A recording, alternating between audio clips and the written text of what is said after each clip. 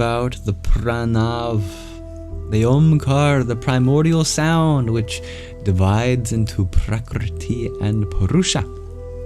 Prakriti dividing into the 3 gunas, qualities of nature, eventually energizing the 5 elements which bring rise to different kinds of life, and with that the human being, with the extra special qualification of us being eligible for immortality through the advance of spiritual energies known as prana and kundalini, up through the chakras that are available to us as they culminate finally in the Sahasrara Chakra, the crown.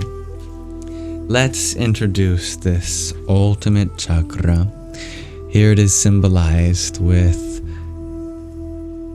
a beautiful form of the divine, as well as a lotus of many, many petals, rainbow, wonderful mountain, lots of symbolism to unpack here. Let's dive into it. Here is the qualities and symbols of the Sahasrara Chakra. First of all, the position within the body, at the crown of the head. Its color is said to be diamond white, pure divine consciousness. Also from which all of the colors are refracted. Its tattva, its principle is the adi tattva, the principle of the self, the atma, and its mantra is Om. Its sub-mantras include all the sub-mantras of all chakras and the whole of the Devanagari alphabet.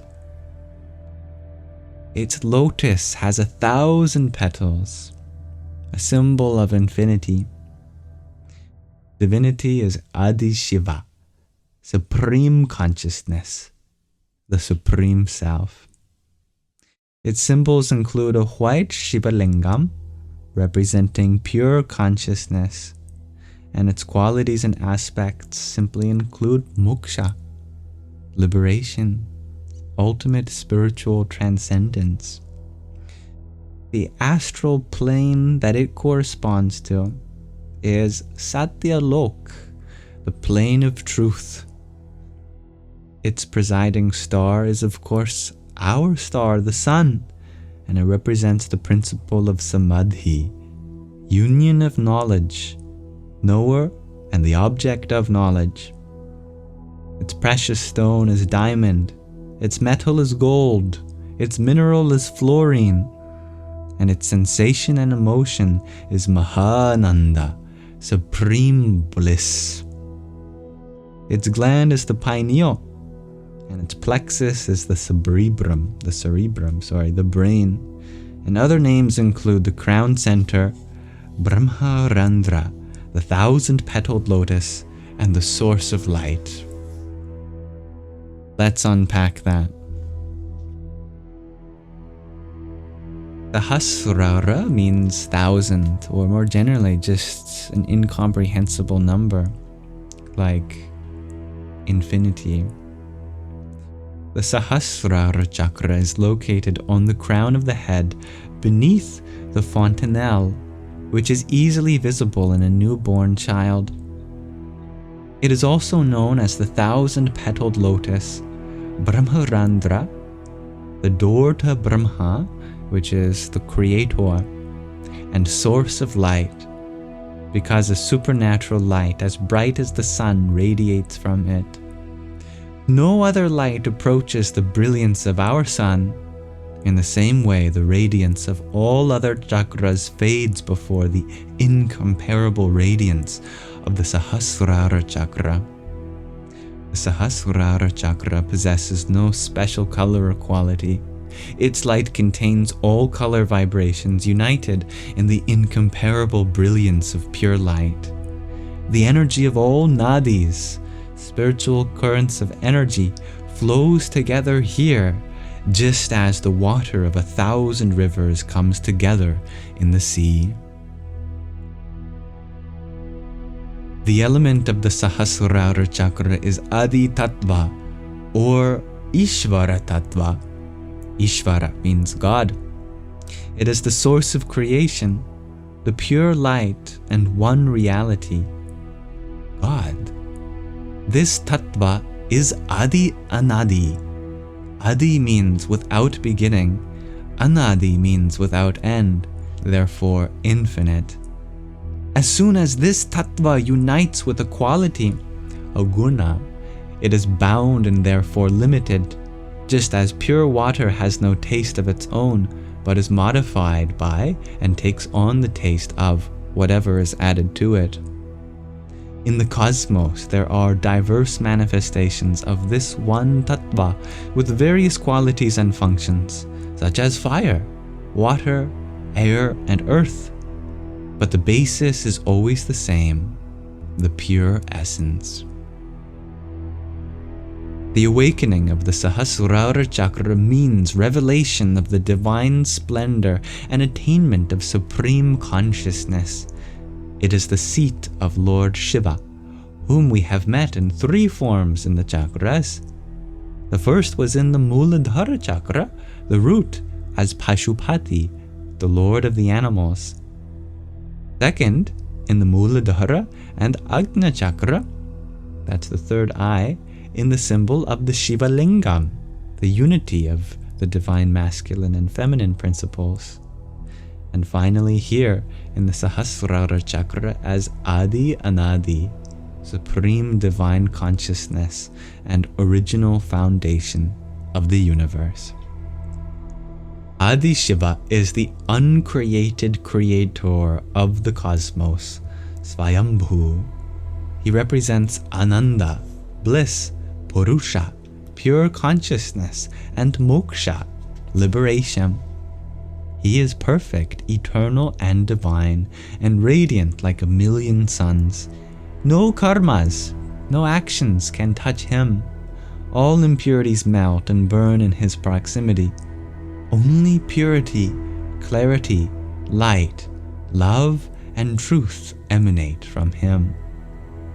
In each individual, in each Jivatma, the Self, the Atma, resides with the Supreme Self, the Paramatma, appearing in the form of Adi Shiva in the Sahasrara Chakra.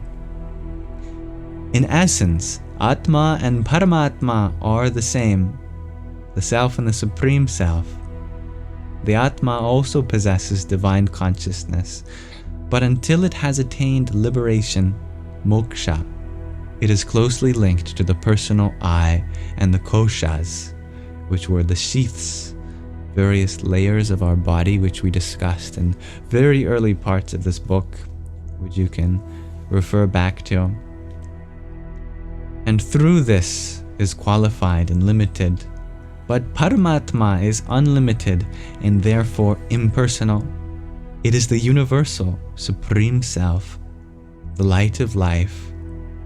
When the consciousness of the Jivatma reaches Adi Shiva in the Sahasrara Chakra and merges with it, it is illuminated and freed from any shackles and limitations.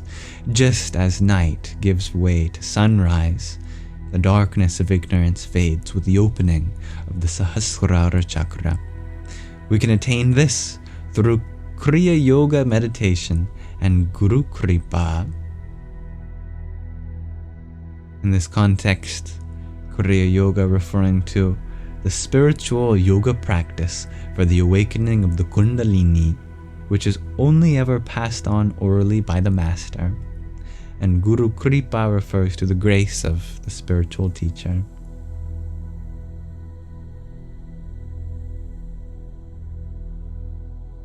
The Jivatma strives lifelong for union with its source, the Supreme Self, either consciously or unconsciously. Or, expressed another way, our lifelong striving for happiness and fulfillment is, at its deepest level, the union of Jivatma and Paramatma, the individual self and the Supreme Self, which, translated in the symbolism of the chakras, is the union of Shiva and Shakti, Shakti is located in the Muladhara Chakra and Shiva in the Sahasrara Chakra. Between the two exists an irresistible attraction, and we experience the distance between them as a dark zone of unclarity and ignorance. The trench that separates Shiva and Shakti, otherwise known as Purusha and Prakriti, consciousness and nature, is not knowing. And the consequence of not knowing are emotions full of suffering, such as loneliness, sadness, bitterness, fear, doubt, etc., that accompany us through life.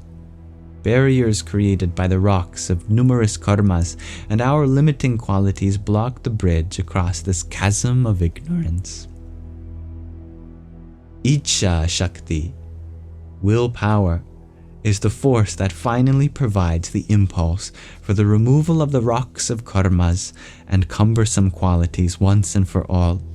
Once this sacred will arises within the Jivatma, it leads inexorably to union with the Divine Self. In line with the karma and personality structure of the aspirant, this process can either continue in tumultuous and intense circles or unfold gradually and calmly.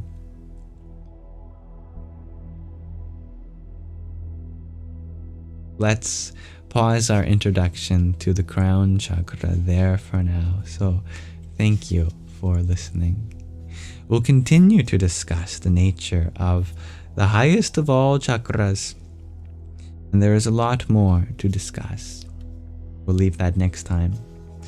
For now, I thank you for listening, dear viewers.